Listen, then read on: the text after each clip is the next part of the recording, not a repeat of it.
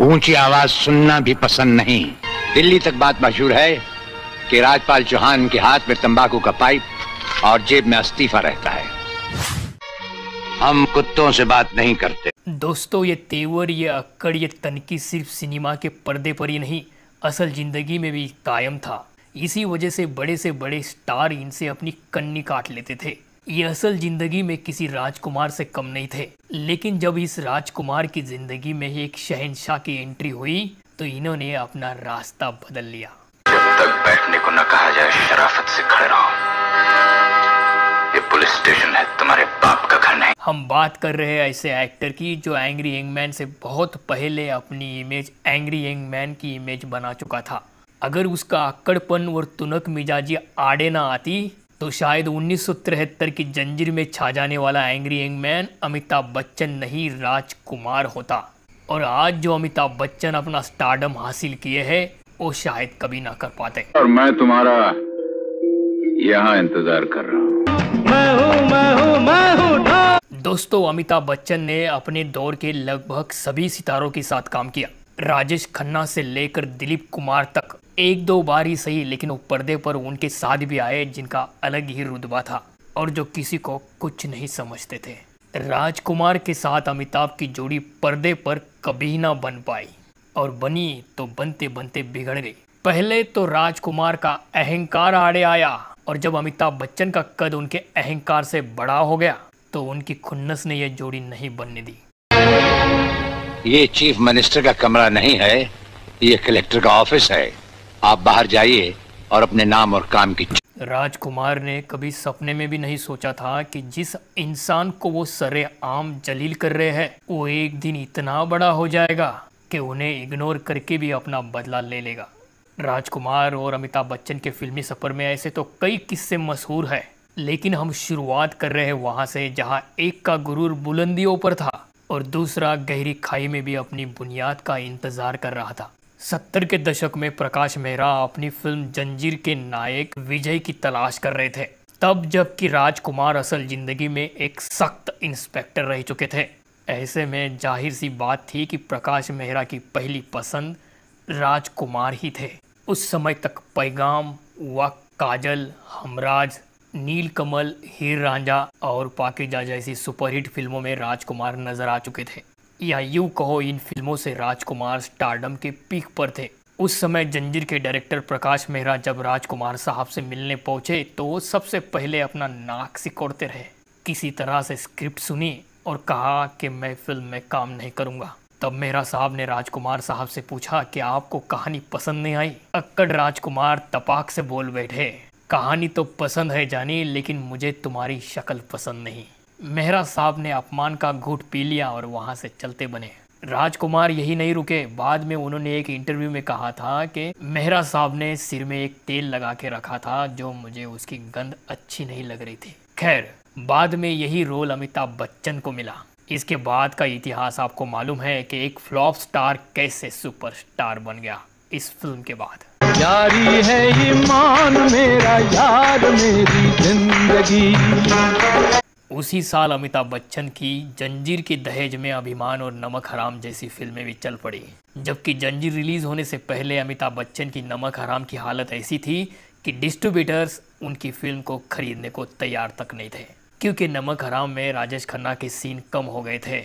इसकी एक वजह थी, इसमें अमिताभ बच्चन के सीन्स राजेश खन्ना के सीन से ज़्यादा हो गए थे। इसकी भी एक वजह थी क्योंकि राजेश खन्ना सेट पर लेट आते थे। अमिताभ बच्चन टाइम के पंक्चुअल थे और टाइम पे आते थे।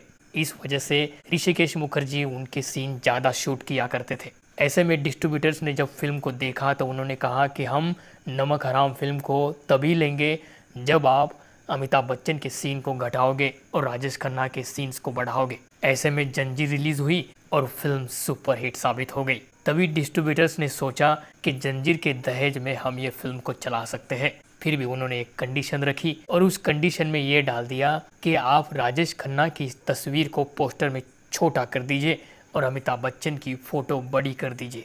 बहरहाल यही हुआ। राजेश खन्ना की फ़ोटो को छोटा करके अमिताभ बच्चन की फ़ोटो बड़ी कर दी पोस्टर्स में और फिल्म को रिलीज़ कर दी गई। उस साल और एक फिल्म रिलीज़ हुई थी बॉबी, और राज कपूर साहब ने पार्टी दी थी। तो उस पार्टी में अमिताभ बच्चन के साथ राजकुमार को भी उन्होंने इनवाइट किया था। अब आलम यह था कि उस पार्टी में सभी की निगाहें अमिताभ बच्चन के ऊपर ही थी। उनके सूट की तारीफ हो रही थी। राजकुमार इस बात को गौर कर रहे थे। उन्होंने अमिताभ बच्चन से हाथ मिलाया और कहा कि जानी तुम्हारा सूट बहुत अच्छा है, कहाँ सिलवाया? अमिताभ बच्चन बहुत इनोसेंटली मुस्कुराकर बोले कि आपको भी ऐसा ही सूट सिलवाना है? राजकुमार ने कहा नहीं, मुझे मेरे घर के पर्दे सिलवाने हैं। तुम्हारे इस सूट का कपड़ा मुझे बहुत अच्छा लगा। आसपास खड़े लोग सन्न रह गए। लोगों को ये बात समझ में नहीं आई कि राजकुमार मजाक कर रहे हैं या मजाक उड़ा रहे हैं। अब उस पार्टी में तमाम इंडस्ट्री के लोग आए थे। कुछ लोग हंसने लगे तो अमिताभ बच्चन ने अपना मुंह छोटा कर लिया और वहां से निकल लिए। लेकिन दोस्तों, बुजुर्गों ने कहा है कि अपमान का बदला ऐसे भी लिया जा सकता है कि आप उसे भूल जाए और कुछ ना कहे, और कुछ ऐसा करके दिखाए कि अपमानित करने वाला इंसान जब अपने सामने से गुजरे तो उसको खुद शर्मिंदगी से अपमानित महसूस हो। और शायद अमिताभ बच्चन ने ऐसा ही किया। दीवार और शोले ने उनको स्टार बना दिया, लेकिन अमर अकबर एंथनी, डॉन, त्रिशूल, मुकद्दर का सिकंदर, सुहाग जैसी फिल्मों ने अमिताभ बच्चन को स्टार से सुपरस्टार बना दिया। इसके बाद कई फिल्म मेकरों ने अमिताभ बच्चन के सामने ऐसी फिल्मों की स्क्रिप्ट लाई जिसमें राजकुमार साहब थे। अमिताभ बच्चन को राजकुमार के साथ काम करने में कोई आपत्ति नहीं थी, क्योंकि उनको पता था कि अब कोई भी स्टार आए, कोई भी कलाकार आए, उनका किरदार उनके नीचे ही होगा। वही राजकुमार कम से कम बराबरी का रोल चाहते थे। राजकुमार अब भले ही पुराने दौर के लीड हीरो नहीं थे, लेकिन साइड रोल में भी उनका अपना एक रुतबा था। उनकी अपनी एक फैन फॉलोइंग थी। अब करीब एक दशक बाद 1980 में मनमोहन देसाई अपनी देश प्रेमी फिल्म की स्क्रिप्ट के ऊपर काम कर रहे थे। तब उन्होंने अमिताभ बच्चन के सामने राजकुमार साहब को रोल ऑफर कर दिया। तब तक राजकुमार साहब को अमिताभ बच्चन के स्टारडम का अच्छे से इल्म हो चुका था, लेकिन कहते हैं ना, रस्सी जल गई लेकिन बल न गया। उन्होंने मनमोहन देसाई साहब से कहा कि वो अमिताभ बच्चन से कम पैसा नहीं ले सकते। मुझे अमिताभ बच्चन से चाहे तो 1 रुपया ही ज़्यादा दे दो, लेकिन उनसे ज़्यादा चाहिए। यहाँ मनमोहन देसाई साहब समझ गए कि मामला ईगो वाला है, और अगर ये ईगो शूटिंग के वक्त आड़े आ गया तो अब अमिताभ बच्चन पहले वाले अमिताभ बच्चन नहीं है, फिल्म लटक भी सकती है। ऐसे में उन्होंने राजकुमार साहब को टाटा बाय बाय बोल दिया। हालांकि इसके बाद भी राजकुमार साहब के तुनक मिजाज में कोई कमी नहीं आई, और ना ही अमिताभ बच्चन के स्टारडम में। कई बड़े बड़े स्टार राजकुमार साहब के साथ काम करने से कतराते रहे। वही सुभाष घई ने राजकुमार और अमिताभ बच्चन को साथ में लाने की कोशिश की थी, लेकिन वो नाकाम रहे। हालांकि वो दिलीप कुमार और राजकुमार को सौदागर में एक साथ लाने में कामयाब रहे। इमली का बूटा, बेरी का पेड़, इमली खट्टी। हालांकि अमिताभ बच्चन ने एक इंटरव्यू में ये बात क्लियर कर दी थी कि मेरा किसी भी एक्टर को लेकर कोई दुरागर नहीं रहा है। मैं किसी के भी साथ अगर स्क्रिप्ट अच्छी हो तो काम कर सकता हूँ। तो ये था दोस्तों राजकुमार और अमिताभ बच्चन का एक छोटा सा किस्सा। तो चलते चलते लाइक, सब्सक्राइबर और शेयर कर दीजिए, और कमेंट बॉक्स में राय जरूर दीजिए। और हाँ, सूट तो मैं भी पहनता हूँ। अगर किसी को डैश डैश डैश तो मैं पता बता सकता हूँ। मैं क्या कहना चाहता हूँ, अगर समझ गए हो तो कमेंट जरूर करना। अपना ख्याल रखें।